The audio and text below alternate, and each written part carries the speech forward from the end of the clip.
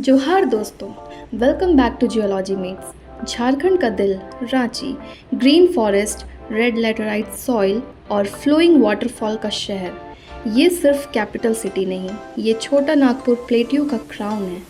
और इस प्लेटियो के रॉक्स इंडिया के सबसे पुराने जियोलॉजिकल चैप्टर्स में से एक है। झारखंड ना सिर्फ एमएस धोनी, प्रियंका चोपड़ा और कई दूसरे सेलिब्रिटीज़ के लिए जाना जाता है, बल्कि ये अपने अबंडेंट मिनरल डिपॉजिट के लिए भी मशहूर है, जैसे कि यूरेनियम जो जादूगोड़ा में पाया जाता है, माइका जो कि कोडरमा में, और कोल जो धनबाद, बोकारो, गिरिडीह जैसे डिस्ट्रिक्ट में पाया जाता है। तो चलिए आज हम ले चलते हैं आपको रांची से लगभग 50 किलोमीटर दूर बसे लापुंग के एक छोटे से गांव की ओर, शांति से बसा हुआ विलेज जिसके नीचे प्री कैम्ब्रियन एज की स्टोरी लॉक्ड है। यहाँ की चट्टानें, मिनरल्स और फोल्डेड आउटक्रॉप्स सिर्फ रॉक नहीं, ये अर्थ के पुराने चैप्टर्स हैं जो हम एक्सप्लोर करने वाले हैं। तो दोस्तों, फाइनली हम रास्ता खोजते खोजते लापुंग हिल के पास पहुँच गए और बिलीव करिए, ये 1 आवर्स का रास्ता हमने 3 घंटे में कंप्लीट किया। नेचर और जीपीएस दोनों हमारे साथ कोऑपरेट नहीं कर रहे थे। अब चलते हैं हिल के ऊपर की ओर और एक्सप्लोर करते हैं यहाँ के रॉक्स को। हर स्टोन के नीचे छुपी है बिलियन साल पुरानी कहानी, टेक्टोनिक ड्रामा, मॉल्टन मैग्मा का डांस और नेचर का अल्टीमेट आर्ट। और हाँ, इस जर्नी में हम सिर्फ रॉक नहीं देख रहे, हम लापुंग के हिडन ट्रेजर डिस्कवर करने वाले हैं, मिनरल्स और वेन जो शायद ही आप पहली बार देखेंगे। तो बने रहिए चैनल के साथ, क्योंकि आज का एक्सप्लोरेशन है फुल एडवेंचर, फुल जियोलॉजी। हर क्रिस्टल और हर वेन एक स्टोरी बुक है जो हम अपनी आंखों से पढ़ने वाले हैं।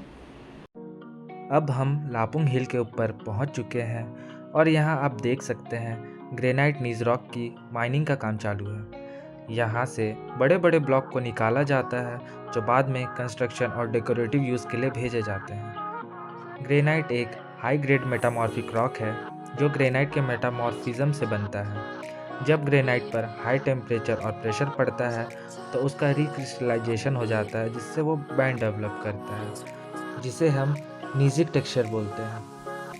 अब हम यहाँ 2 टाइप के ग्रेनाइट नीज देख सकते हैं, एक लाइट वैरायटी और दूसरा डार्क। लाइट वैरायटी में लाइट मिनरल्स ज़्यादा पाए जाते हैं जैसे कि क्वार्ट्ज और फेल्सपार, जबकि डार्क वैरायटी में डार्क कर मिनरल ज़्यादा पाए जाते हैं जैसे कि बायोटाइट और हॉर्नब्लेंड। ग्रेनाइट नीज का use mainly building material, road construction, floor tiles और डेकोरेटिव स्टोन बनाने में इसका यूज़ किया जाता है।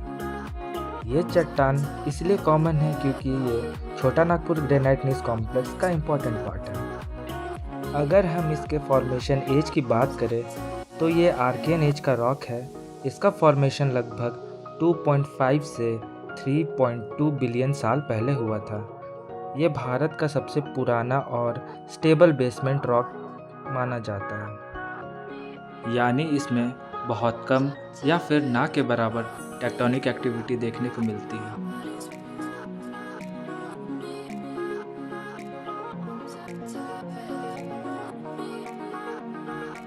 जैसा कि आप देख सकते हैं, ये रॉक में कैसा पैटर्न बना हुआ है जो कि लाइट और बड़े क्रिस्टल से भरी हुई है। ये पिग्मेटाइट वेन है। अब सवाल है, ये बनते कैसे हैं? तो जब मैग्मा धीरे धीरे ठंडा होता है, उसका बचा हुआ पार्ट फ्लूइड या गैस के फॉर्म में होता है और उसका फॉर्मेशन हाइड्रोथर्मल एक्टिविटी, जिसमें hot mineral rich fluid rocks के क्रैक या फ्रैक्चर में घुस जाते हैं। वहाँ जाके ये फ्लूइड ठंडे पड़ते हैं, तब बड़े बड़े क्रिस्टल का फॉर्मेशन होता है और उसी प्रोसेस को हम पिग्मेटाइट वेन का फॉर्मेशन कहते हैं।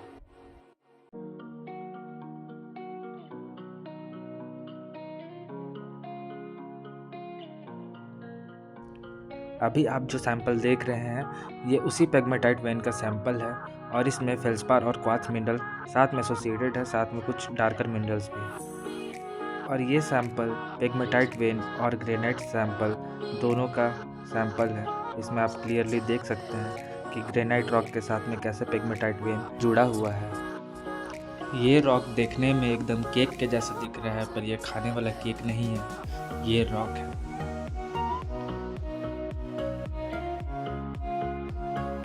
अब हम इस वेन में हैलो स्ट्रक्चर देख सकते हैं, जो रेडियो एक्टिविटी दिखाता है, जो रेडियो एक्टिव मिनरल्स का हिंट देता है, जैसे कि यूरेनियम।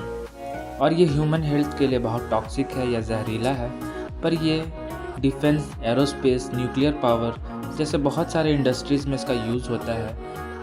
यूरेनियम को स्ट्रैटेजिक मिनरल का कैटेगरी में रखा गया है क्योंकि इसका रिज़र्व बहुत कम है और इसे दूसरी कंट्रीज से इंपोर्ट करवाना पड़ता है।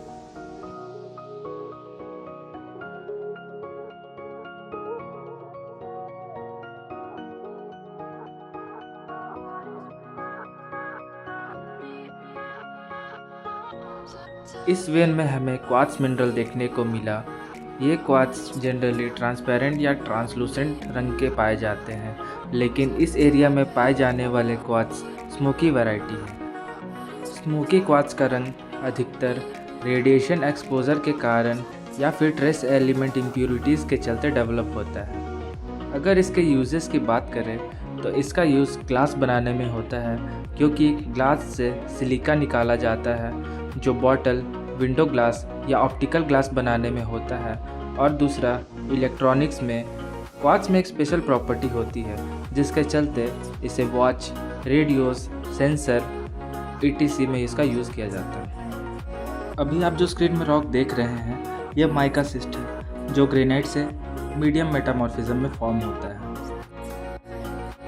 इस एरिया में हमें बायोटाइट मिनरल भी देखने को मिलता है। ये ब्लैक या ब्राउन कलर का होता है और ये शीट की तरह दिखता है।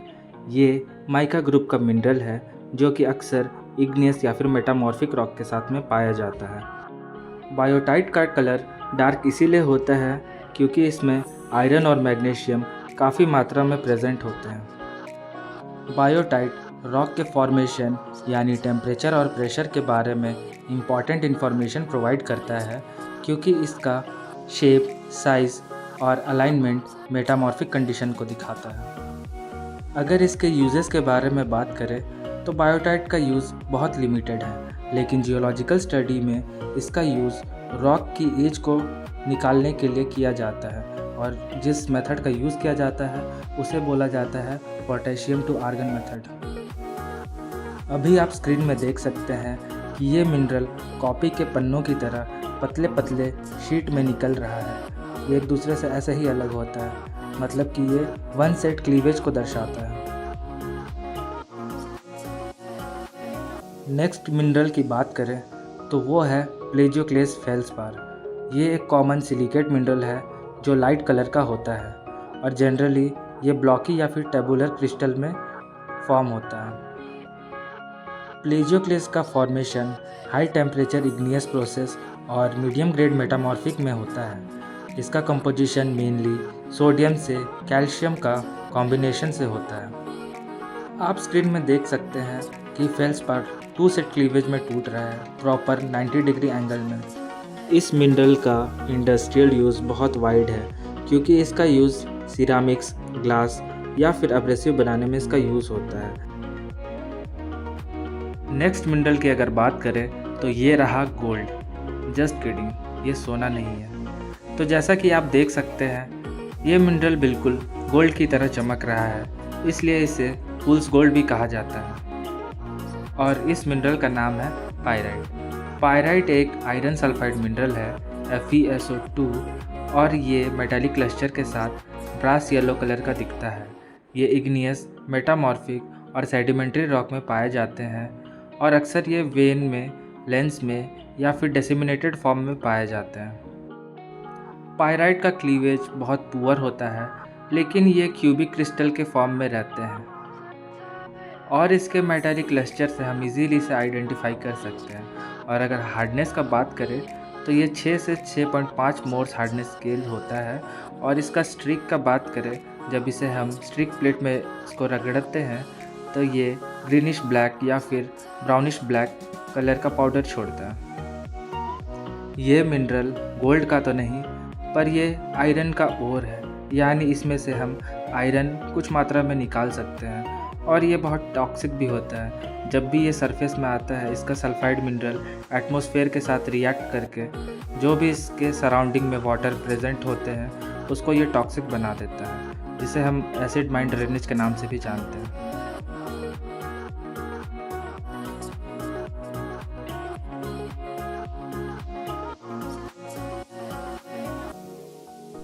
हर फील्ड वर्क का अपना ही एक अलग मज़ा होता है, लेकिन लापुंग ने कुछ अलग ही एहसास दे दिया जो कि दिल में बस गया। यहाँ के टेरेन्स ने हमें सिर्फ रॉक नहीं, पेशेंस, ऑब्जर्वेशन और रियल जियोलॉजी समझाई। जब धूप में चल के कंपास सेट करके एक एक स्ट्रक्चर नोट करते हैं, तब रियलाइज़ होता है कि जियोलॉजी सिर्फ टेक्स्ट बुक सब्जेक्ट नहीं, एक लिविंग एक्सपीरियंस है।